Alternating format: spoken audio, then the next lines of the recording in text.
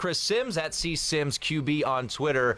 And Chris, I want to start off with your updated rankings when it comes to NFL quarterbacks. You put those out today, and you've got Lamar Jackson up at 5. You know, thinking through what we've seen, and you were obviously on set on Sunday night watching that game unfold, what has stood out about the progression of Lamar Jackson, and who deserves the most credit for where he has come from rookie season to now?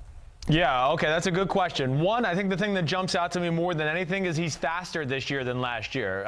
You know, I've been told, and I'm going to hold the people that told me this, they're pretty reliable, that, you know, going into his rookie year, he tried to put a little extra weight on to protect himself so he could take some hits in the NFL and all that. I do think it compromises speed. From the get-go this year, it's been like, whoa. I mean, this guy is back to like Louisville-type speed. He's definitely become more of a consistent thrower.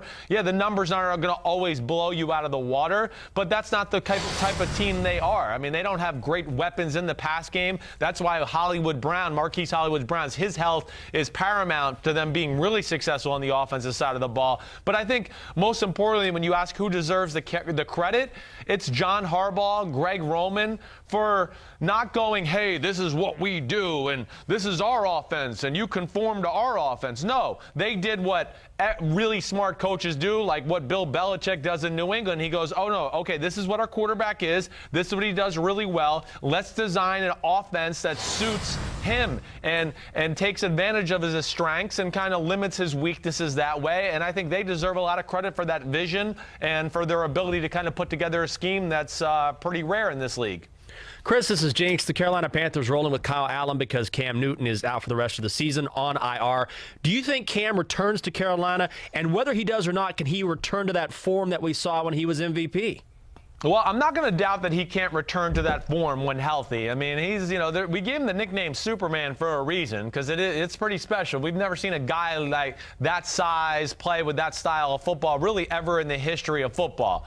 Now, whether he stays with Carolina, I think that will all be dictated about how the Carolina Panthers end this season, how Kyle Allen finishes down the stretch. He's been very good. We know that. Am I sitting here going, oh my gosh, Kyle Allen's the future of the Carolina Panthers? There's no doubt about it. No. You know, they run the ball. They play defense. You know, Norv Turner's a creative offensive play caller. There's some decent talent there with DJ Moore and Curtis Samuel and Greg Olsen, the tight end, and, of course, McCaffrey.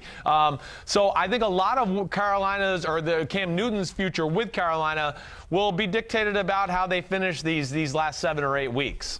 Chris, 2 quarterbacks that had really high expectations coming into this season, of course, going to be Baker Mayfield and Sam Darnold, and the Cleveland Browns and the New York Jets underperforming. So when you look at these 2 QBs, is this just their sophomore slump? Is it concerning? And just moving forward, who do you like better to have a bounce-back season?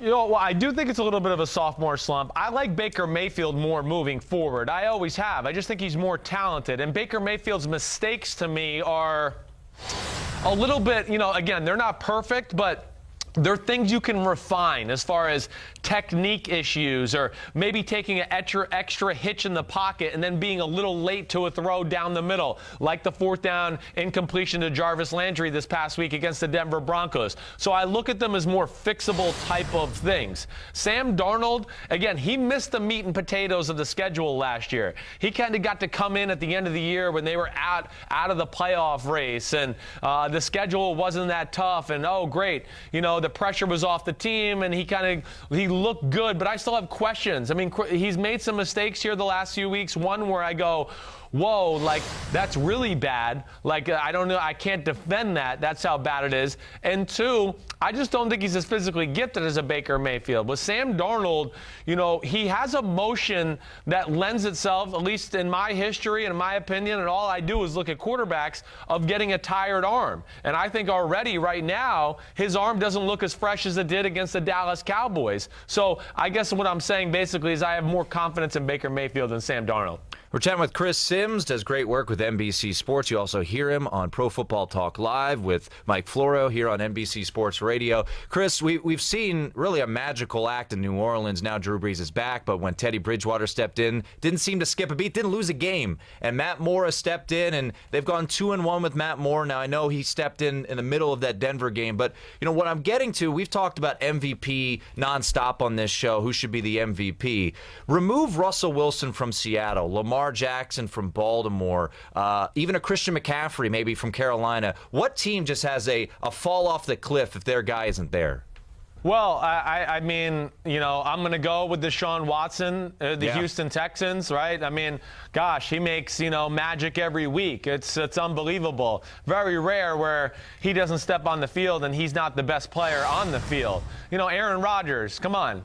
I mean, Matt Moore is going to be 2-0 as a starter. The only reason they lose that game is because LaShawn McCoy fumbled and because Aaron Rodgers was the quarterback. Kansas City is starting to play better defense on that side of the ball. They put a good formula around Matt Moore. I love all this, a lot of ways, and it's just you got me on the subject, and I'm going to talk about it. Kyle Allen, Bridgewater, right.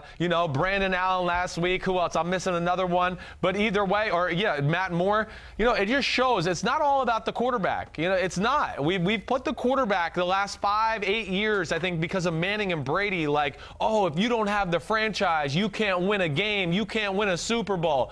Well, the Eagles just won a Super Bowl with Nick Foles. I mean, I don't know. How did the Redskins win with Mark Rippon back in the day? How did that happen? It's not all about how did my dad beat John Elway in a Super Bowl?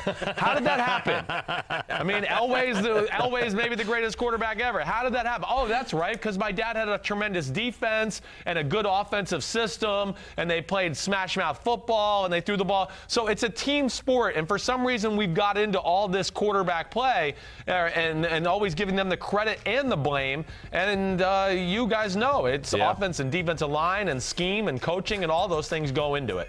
Chris, great stuff. Thanks so much. Hi, I'm Mike Tirico, and thanks for watching. Make sure to hit subscribe for the latest news and highlights from NBC Sports.